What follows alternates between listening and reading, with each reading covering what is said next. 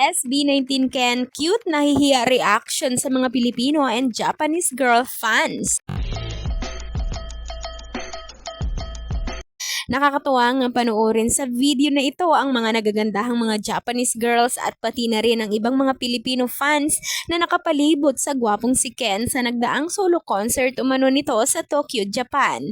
Makikita nga sa video si Ken na napaka-cute nito pagmasdan habang nakikipag-interaksyon at tumatabi sa gitna ng mga nagagandahang mga fans.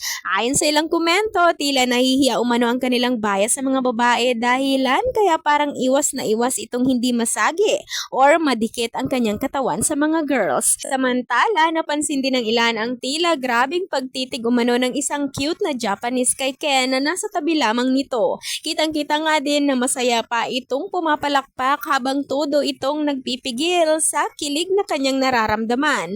Dahilan kaya parang ayaw na nitong lubayan ng titig ang kapugian ng kanyang bias.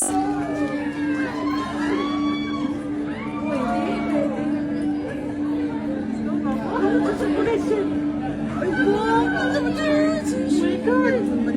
Ano ka?